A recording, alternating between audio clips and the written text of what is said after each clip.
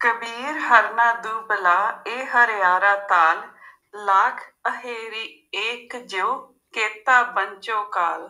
इसका अर्थ है कि हिरण दुर्लभ है और तालाब हरी भरी वनस्पतियों से भरा है।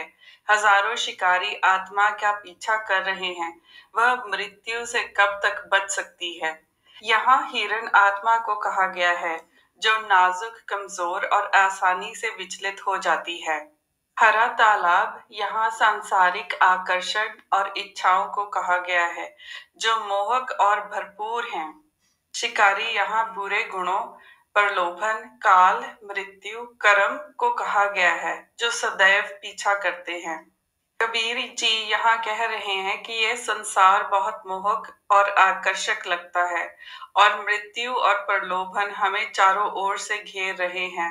नाम के बिना दुर्लभ आत्मा बच नहीं सकती और वह शिकार बन ही जाएगी। अगला श्लोक। कबीर गंगा तीर जो कर करही पीवे निर्मल नीर, बिन हर भगत न मुक्त होई एहो कहे रमे कबीर। इसका अर्थ है, कबीर, कुछ लोग गंगा के किनारे अपना घर बनाते और शुद्ध जल पीते हैं। प्रभु की भक्ति के बिना वह मुक्त नहीं होते। कबीर यही घोषणा करते हैं। लोग यही सोचते हैं कि बाहरी पवित्रता, जैसे कि पवित्र नदियों में स्नान करना, अनुष्ठान करना, तीर्थ यात्राएं करना उन्हें बचा लेंगी। लेकिन कबीर जी कहते हैं कि चाहे तुम गंगा के किनारे रहो और प्रतिदिन उसका शुद्ध जल पियो, प्रभु की भक्ति के बिना तुम्हारी मुक्ति नहीं होगी। आंतरिक नाम सिमरन के बिना बाहरी अनुष्ठान का कोई अर्थ नहीं है। अगला श्लोक। कबीर मन निर्मल पया जैसा गंगा नीर, पाछे लोग हर फिरे कहत कबीर कबीर। इसका अर्थ है, कबीर, मेरा मन गंगा जल के समान निर्मल हो गया है। प्रभु मेरे पीछे पीछे कबीर कबीर पुकारते हुए आते हैं। यहाँ कबीर कहते हैं कि उनका आंतरिक मन वास्तविक गंगा है, नाम के ध्यान से शुद्ध हो गया है। जब मन निर्मल हो जाता है तो भगवान स्वयं प्रेम से भक्त को पुकारते हैं। यहाँ भक्त भगवान को नहीं, बल्कि भगवान कबीर को खोज रहे हैं।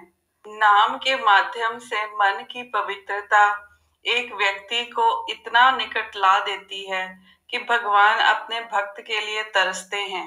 अगला श्लोक। कबीर हृदय पियरी चूना उजल पाए, राम स्नेही तो मिले दोनों बरन गवाए।